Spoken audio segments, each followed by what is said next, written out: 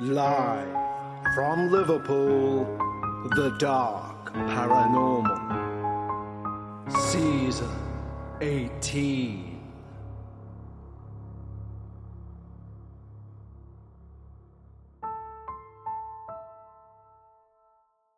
Hello everyone and welcome back to episode 8 of Season 18.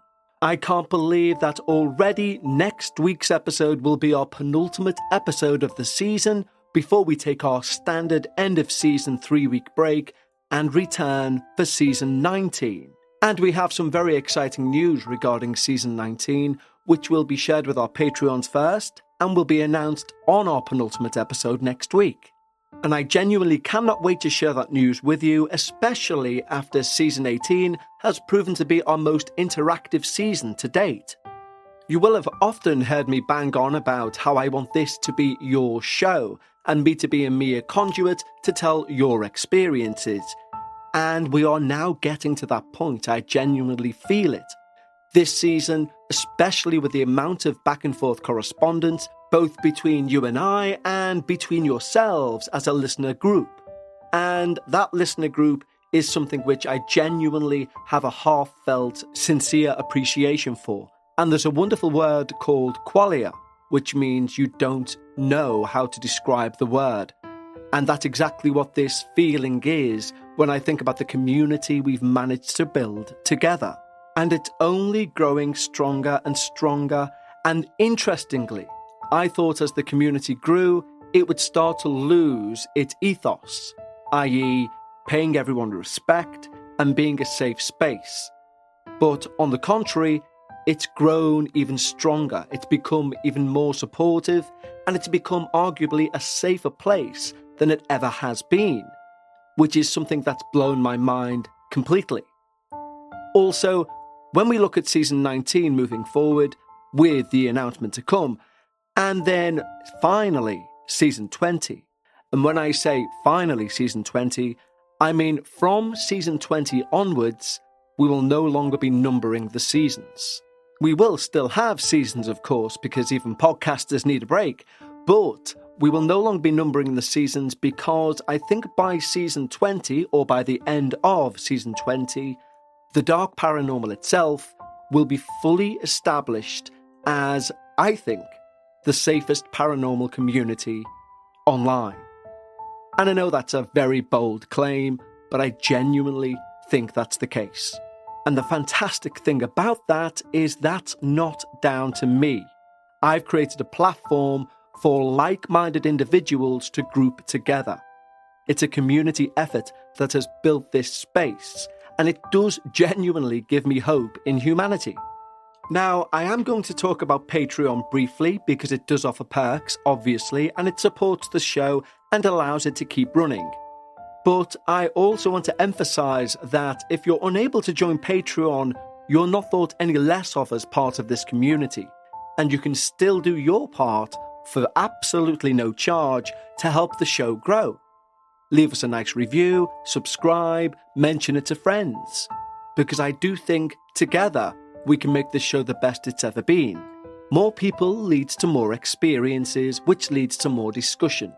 And our thought process around the paranormal grows. So whether at this time you can join Patreon or not, you can still help what you've made grow even better by doing the things we've mentioned. However, for around the price of an indoor coffee per month, you can join our wonderful community over on Patreon. When you sign up, not only will you receive everything on this main feed, both ad-free and before everyone else, and yes, that includes upcoming finales and season debuts, but also you can gain full access to the back catalogue of the Patreon-only podcast, Dark Bites.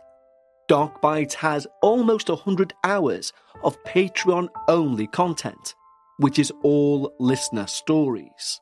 And it's the one show that never takes a break, releasing each and every Sunday of the year without fail. So with a break in seasons coming up, now's the perfect time to head over to patreon.com/The Dark Paranormal. And once you do so, we've reserved a special part at the end of every episode to thank you personally. But right now, it's time. Lower the lights, Make yourself comfortable, and most importantly of all, leave your disbelief at the door as we listen to In Grief, the Veil Rips. Hi Kev, my name is Jasmine. I've been writing this email for months now, and I figure it's finally time to send it your way. I've changed the names for all the individuals in this email for their privacy, but you can use my real name. I'm so thankful I found your podcast 7 months ago. I'm originally from Newfoundland and currently live in Alberta, Canada. I'm happy to say I'm finally a Patreon member and have been deep diving into Dark Bites. I'm in my late 20s. I turn 30 in a few days, but I'm still enjoying the in my 20s phase too much to give it up. I also want to note that I was diagnosed with ADHD in my 20s, and it really resonated with me, even giving me goosebumps, during one recent episode when a submitter mentioned a potential connection to the paranormal and being neurodivergent. I really do think our brains work on a different wavelength. I've always been incredibly sensitive, not only emotionally, but to changes in my environment. I think this has some connection to the paranormal, as folks are able to feel the energies of rooms they walk into, etc. I believe I'm one of those people. I also believe that paranormal experiences do show up easier for children. When you think about it, developmentally their brains are like sponges. They are little scientists trying to learn about their world. And I think that makes them a lot more susceptible to changes in their environment. My first experience occurred when I was a child, about 4 years of age. I know you don't typically discuss positive experiences on this podcast, but I think it's important to mention this experience as it's opened up for additional experiences down the road that were less positive in nature. At this time, my parents were still together. They later divorced when I was 8. I'd somehow managed to convince my dad to let me sleep in his room, as I was a very anxious, attached child. My mum wasn't sleeping in the bed with us. I believe she was sleeping in my room instead. Maybe from lack of space given how much I enjoy sprawling out, and I do have a tendency to kick in my sleep, so I've been told. In the bed, I was positioned closest to the bedroom door. My dad was closest to the window. My parents always slept with the door completely closed in their rooms. I remember waking up to a loud creaking noise as the door opened. At this point, being 4 years old before the internet existed, I had no idea what a ghost looked like. At most, I may have seen Casper the cartoon, but certainly not what I experienced next. I remember looking up and seeing a tall, shadow-like figure pushing open the door. The figure had no features, but it stood up straight. You could point out the hands, the torso, the head, but no specific facial features. I stared at this figure inquisitively and observed it walk past my side of the bed, towards where my dad was sleeping on the far side of the room. Once the figure reached my dad's side of the bed, it stared down at him, my dad being in a deep sleep at the time. I sat up, watching the figure, and I gently shook my dad awake, pleading for him to see what was happening. And in a tired stupor, he directed me to go back to sleep. No matter what I said, he was clearly not awake and not able to reason.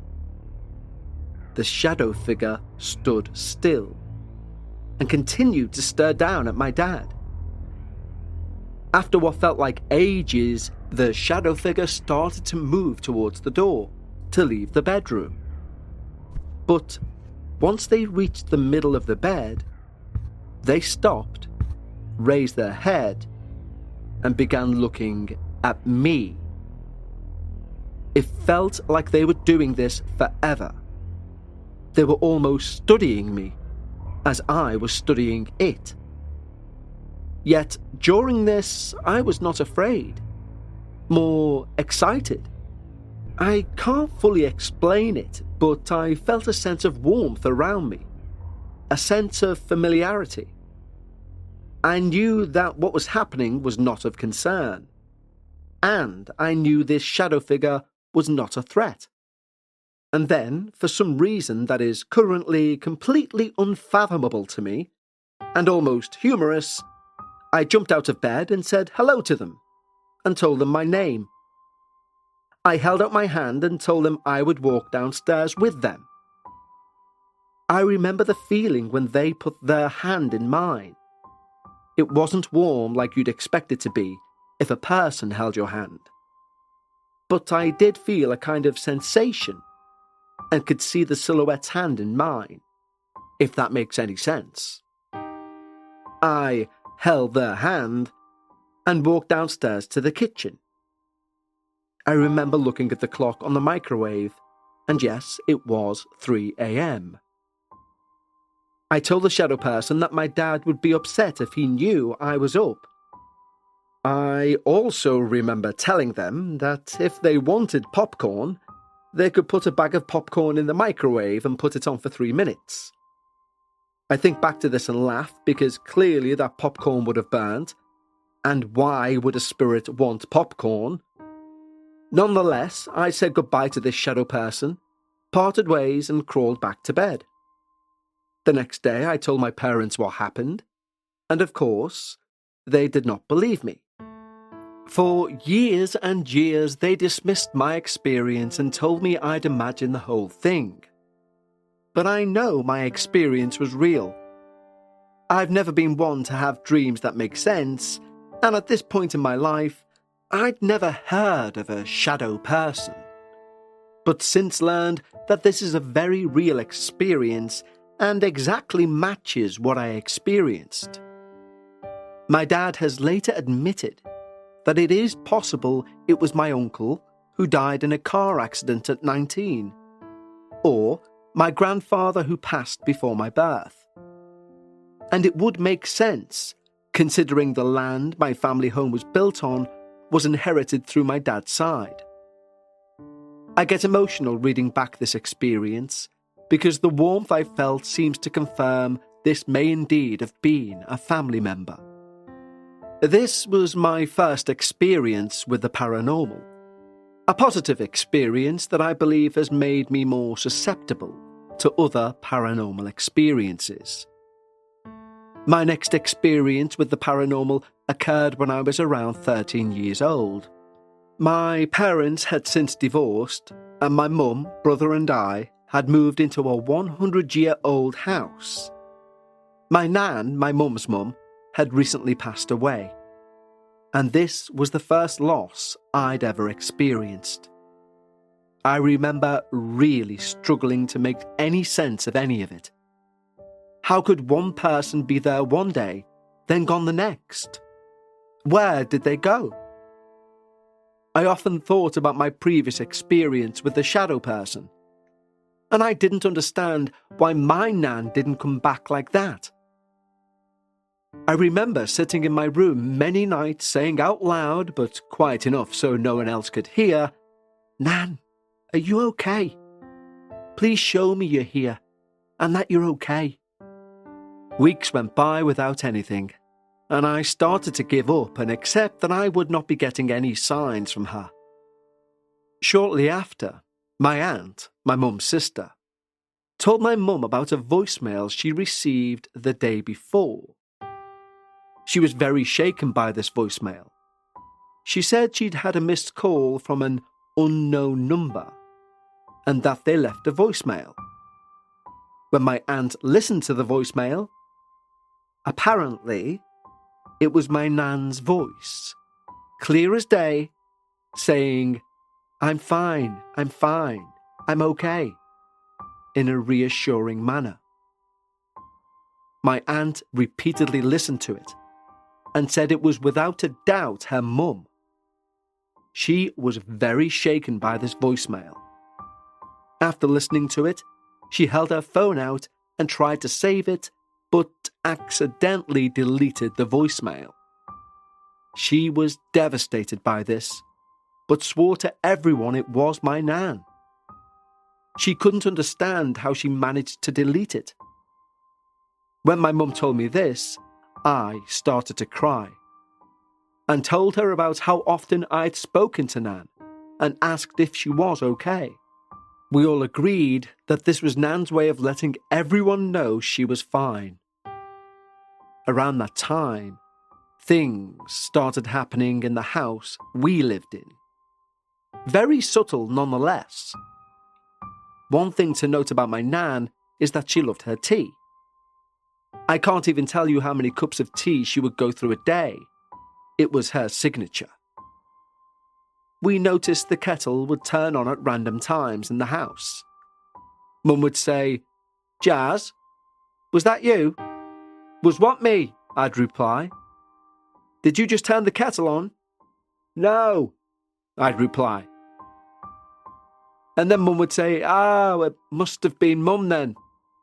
Mum, enjoy your tea, she'd say, laughing. It was a nice sentiment and I agreed with her, but never truly agreed with her, because something always felt off about that house. This house was cold, uninviting. My mum blamed it on the older insulation, and that certainly didn't help, but I think it went much deeper than that. I remember constantly feeling this sense of unease, being watched. And given my previous experience, I figured if it was someone from my family who meant me no harm, I'd feel at ease. But I did not. I was scared, constantly. That kind of primal fear where you can't exactly explain why, but you know you're unsafe and you need to get out of there as soon as possible. Let's take a quick break in proceedings to talk to you about somebody I've mentioned to you many times before, and that's Acorns. A new year, of course, brings new resolutions. Now, if my body could take itself to the gym, I would be sorted, but it can't do that. However, in regards to your financial situation, Acorns allows you to do that. Not take you to the gym, of course, but if in 2025 giving your money the best chance to grow is one of your resolutions, then choosing Acorns as an investment app is one of the smartest moves you'll make, in my opinion. Acorns will do the taking you to the gym, so to speak. You can set up an automatic withdrawal from your account to your Acorns account. You don't need to be an expert. Acorns will recommend a diversified portfolio that fits you and your money goals. And you don't need to be rich. Acorns allows you to invest with the spare money you have right now. You can start with $5 or even just your spare change. We are so proud to be once again sponsored by Acorns for this episode, because Acorns make it so easy to start automatically saving and investing so your money has a chance to grow for you, your kids, and your retirement. I love working with Acorns because they take things like investments, which we all believe are for other people, and they simplify them and give you all the support you need. Head to acorns.com/darkparanormal or download the Acorns app to start saving and investing for your future today. Paid on client endorsement. Compensation provides incentive to positively promote Acorns. Tier 1 compensation provided. Investing involves risk. Acorns Advisors, LLC, an SEC registered investment advisor. View important disclosures at acorns.com/darkparanormal.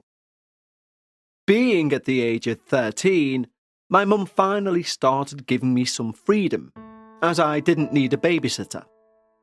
One Friday evening, my elder brother Jeremy, 15, had plans to go to his friend's house. My mum also had plans to go to her sister's house, the same sister who consequently got the voicemail from my nan. And I got home from school and was so excited knowing the plans, because this meant I had that family computer all to myself, so I could chat with my friends on MSN and watch stupid YouTube videos for as long as I wanted. Our house was very small. The first floor had a small kitchen and living room and a set of narrow stairs leading to the second floor. At the top of those stairs, my mum's room was immediately to the left, and my brother's and my bedrooms were located at the far end of the hallway. In my mum's room, there was a small table against the wall next to the stairs, which held the family computer and an old AM/FM digital radio alarm clock, which is an important detail for later. After supper, I went upstairs to my mum's room / the family computer room. I was on MSN chatting with my friend Danny. I thought my mum was still home at this point and soon to be leaving. Time flew by, and before I knew it, an hour had passed. All of a sudden, I hear something downstairs. Now, at this point, we had a landline phone, where you could hear the dial tone as you pressed the buttons. I remember hearing the buttons being pressed on the landline, and I thought nothing other than, Mum must still be home. She's probably trying to get a hold of my aunt before she leaves. At this point, I'm silent and listening. Then the dial tones stop. I call out, Mum, are you still home? But get no reply. I called out again, Mum. Nothing. At this point, I was admittedly a bit freaked out. My mum is far from a silent person, so if she were home in this small house, I'd have a hard time to not hear her. I stay silent, listening. Nothing. So I go back to what I was doing and figuring I was hearing things. A few moments later, I hear the dial tone again. This time I'm sure of it. I know Mum isn't home. This time I decide to inspect further. Thankfully, I was the proud owner of a cool flip phone, so I call the landline with my cell phone and nothing. I can hear it calling from my cell phone, but I don't hear anything from the phone downstairs. I hung up and I asked my friend Danny on MSN to call my house phone. A few moments later, she messages me saying, I've been calling your landline, but it says busy. My stomach sank. A few moments after Danny had apparently called me, only to be met with a busy signal, I began to hear a very loud, very aggressive stomping and running up the stairs. It sounded like heavy boots smacking the worn-down, poorly carpeted stairs, but it was incredibly fast, sounding almost angry. Since the computer table was against the wall next to the stairs, I could hear everything. At first, I wondered if it was just my two cats fighting, or getting the zoomies, but I doubted this given the sheer intensity of the running. This had to have been from a significant force. During all of this, I was frozen in place. I didn't know what to do. I couldn't run anywhere because the activity was happening right outside my door. I was basically stuck. This happened a few more times, and then all of a sudden, the alarm clock right in front of me started going off, like you'd set an alarm to a station, but no station in particular, just white noise, not relaxing white noise, blaring white noise. And it wasn't consistent. It would start for a second, stop, then begin again for a few more seconds and continue. It was sporadic and terrifying. At this point, my 13-year-old self was shit-baked.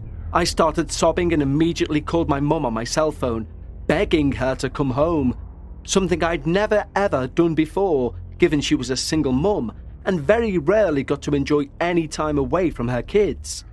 She heard the panic in my voice and got home as soon as she possibly could. Luckily, she was only 15 minutes away. When she got home, she ran into the house and I was barricaded in her room. I pleaded with her to check the landline as my friend Danny had reported it being busy, and when I called, nothing happened. She told me to call it, and sure enough, it rang. I felt like I was going crazy. Given the sheer terror in my voice, though, my mum never doubted my experience for a second. Thank God our time at that house was limited. Looking back on that experience, I now wonder if there were two entities at play. Perhaps it really was my nan who left the voicemail and turned on the kettle. But what the heck caused me so much terror? I believe that grief makes you more vulnerable to hauntings. I'm unsure why. Maybe you could provide insight into this. My most recent experience occurred a few years ago after I'd been living in Alberta for just over a year. My good friend Michael, who still lived in Newfoundland, decided to visit Alberta, where he also had other good friends, Emma, Hannah and Katie. Whilst not in my immediate circle, I got along with them fine. Michael organised a trip to an Airbnb in Edmonton, 3 hours north of where I lived. I happily agreed to meet him and picked him up from the airport. Emma, Hannah and Katie were running a bit late though, so we decided to arrive at the Airbnb early to choose our rooms first. Early bird gets the worm, etc. The house was a beautiful, large brick home that was a fairly new build, relative to houses I've lived in, so no more than 30 years old. The house included an ensuite on the main level, and in the basement, 2 regular bedrooms, a bedroom with 2 bunk beds, plus a rec room with a pull-out couch at the base of the stairs. Since Michael was the only guy and also the organiser of the trip, he requested the ensuite upstairs. I had no problem with this and knew the other guests who hadn't arrived yet wouldn't mind either. Michael and I went downstairs to the basement and looked at each of the rooms whilst I tried to decide which one I wanted. While the home itself was quite lovely and warm, despite the furnace giving out just hours before we checked in, luckily the hosts were on top of things and had plenty of space heaters sufficient to heat the house. The first room I entered had this terrible, insidious energy. It was not right.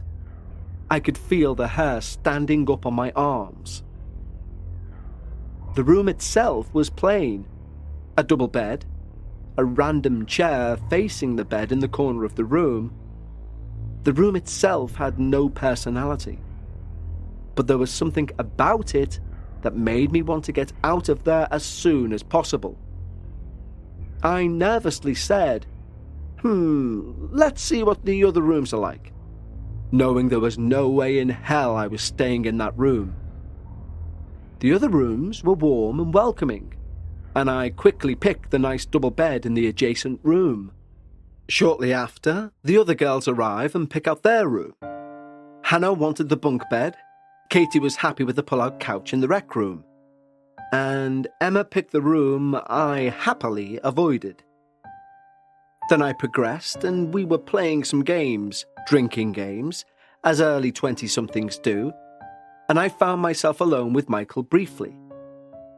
I finally opened up after a few drinks, of course, and said, "Michael, that first room, do you get any off vibes?" "Jazz," he said. I wanted to say something. There was something super off about that room. Dark vibes for sure. Now I'd felt crazy, but hearing him say he felt the same way was incredibly validating.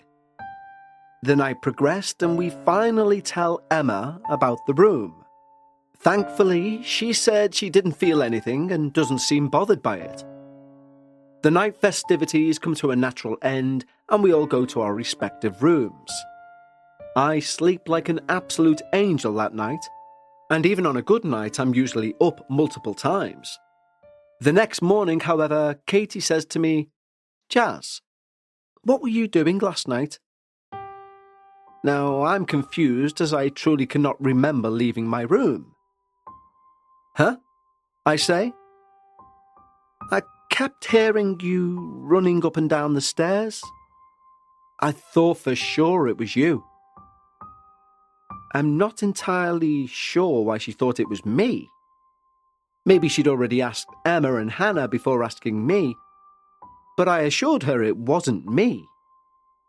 She was clearly spooked, as the other girls confirmed it wasn't them either. After breakfast, Michael and the girls all hit the road to their next destination. I was returning home alone. I realise I'm the last one in the house as I'm running behind on packing. I can't explain to you, but at a certain point, I just got this terrible, dreadful feeling like I had to run out of that house. So I basically ran out of that house and into my car because I knew I was no longer welcome in that house. Now, here's where things get even creepier. I got back to my apartment that evening, and all seems to be back to normal. One thing to note is I lived in a small basement apartment suite with my brother. It was all on one level.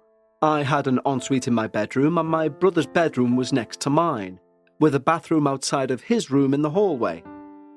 I rarely ever used his bathroom, only if I wanted to take a bath, as mine only had a shower. I wake up in the middle of the night and think I see a shadow at the base of my door, out in the hallway. I figured it was my brother using the bathroom, and I fall back asleep. The next morning, my brother seemed annoyed with me, asking why I kept turning the light and fan on in the bathroom as it was keeping him awake. I'm confused because I figured that was him. We are both super creeped out, and I realize the weird energy seems to have followed me from that Airbnb. The following few nights, I had absolutely terrible nightmares. One night, I swear I saw a figure at the base of my bed and felt paralyzed, unable to scream. Another night, I'm awoken a few times by a loud crashing sound inside my own head. I wondered at this time if it was related to the SSRIs I'd been taking. Very possible, but such a strange sensation to wake up to a loud bang inside your own head. Shortly after that experience, I moved out of the apartment. I'm not sure if the dark energy ever left, but I am happy to say it didn't follow me. Well, that's it for my paranormal experiences. A part of me hopes this remains the end, but another part of me is somewhat open to experiencing more. That being said, I'd much prefer them to be warm, like my first paranormal experience. Kev, if you've made it this far, thank you. I truly love your podcast and the team you've built. Even if this doesn't make it on the show, I'd love to hear your inputs on the experiences above. It definitely feels good to get this off my chest and out of my drafts. Sending love from Canada, Jasmine. Well, first and foremost, Jasmine, wow. Thank you for sending your experience for this season of The Dark Paranormal. And I've not heard an experience like that. And I mean that twofold. Firstly, I've never heard the theory that grief could cause an opening to the other side. I think that's fascinating. And although right now I can't find the right word to say or describe why I believe that that could definitely be a thing, I do believe that could be a thing. It's not the same, but kind of similar to a discussion I had with a friend of mine, where we were debating the many encounters of people who at the time of death are greeted by a psychopomp, normally a member of the family, somebody who's there to take them to the next life. And we were debating, who's to say that image they're seeing or those spirits they're seeing aren't in fact demons? Because we often hear about demons masquerading on a Ouija board, for example, as a young, helpless girl, someone you will have an emotive reaction to. And therefore that's how it gets you, that's how it attaches to you, because you've shown it an emotional bond. Surely if demons like to do that sort of thing and pretend to be other people, the most devious trick to play would be at the point of death to pretend to be the nice people guiding you over to the light, and then take you elsewhere. But the idea or theory you've posited there, Jasmine, in terms of grief being an opener, if you will, or something that weakens the veil between the living and the dead, is an exceptional one, and one that in truth may already be out there and known. And I am, off the back of this episode, going to do a deep dive myself online to see if there's any other stories or indeed any other known theories about this. Because it could be like when people say don't use the Ouija board because you don't know what you're letting in. But let's go with the theory that when you're asking out to your nan for a sign that she's okay, your nan, her genuine spirit, unknowingly wants to let you know she's okay, and she manages to find a way through the veil to you to send you a message. Maybe your grief has an element of spiritual power to sort of weaken the veil, and her want to send you a message has an equal power, and therefore this passageway is created. Now, unless there's a rule book on the other side about how to then close that passage she's created, perhaps it's possible something else could follow that same passage. Something not so welcoming. It's one of the many reasons I love this show, is that I hear things and theories which I've never heard or come across before that I instantly want to go and investigate immediately. So thank you, Jasmine. And I said it was twofold why we chose this episode. The second one was our small team got together and we all agreed the cadence, the content of that email was 100% genuine as far as we were concerned. And believe me, it's very rare that something's as green lit as this email was. So thank you, Jasmine. And you do say, and I understand why, when you say you'd be open to more paranormal experiences. And God forbid, but if you do happen to have any on the darker side, of course you know where to send them. And for anyone who's listening who has their own dark paranormal tale they want to share, email contact@thedarkparanormal.com. And irrelevant of length, we will make sure it finds an audience on one of our shows. Now, of course, we need to say a big, huge thank you to our wonderful community over on Patreon, especially our newest team members. So thank you so much. Don't forget, when you decide to join, you will get early ad-free access to everything on this main feed, and also can gain access to the entire back catalogue of nearly 100 hours of Dark Bites content and a brand new Dark Bites episode each and every Sunday. Simply head over to patreon.com/thedarkparanormal. Just like our wonderful new team members have: Jalissa Hankins, Laura Wilkinson, Brenda McGonigal, Renee Corley, Catherine Gray, Leslie, Matthew Bennett, Mr. Owl, Frederick Marmol, Ken Jennings, Vibeke Hockstad, Alexandria Dunlap, Jack Polman, Jen Landis, John Hill, Heather Payne, Tammy Jordal, Bicklin Charm, Aurora Kuntz, Spooky Simon, Oliver, and Ryan G. Thank you so much, guys, from the bottom of my heart. I hope you enjoy all the early ad-free releases and, of course, those Dark Bites episodes and back catalogue. And don't forget, you don't have to be a Patreon member to be part of our community. Just spread the word on the show. It's completely free. Leave a nice review or tell someone who you know would appreciate this type of content. But for now, that wraps up episode 8 of season 18. We will be back next week, unbelievably, for our penultimate episode of season 18 already. So, until then, remember, whenever you're discussing the paranormal, always try and leave some of your disbelief at the door. And I'll speak to you next time, right here on The Dark Paranormal.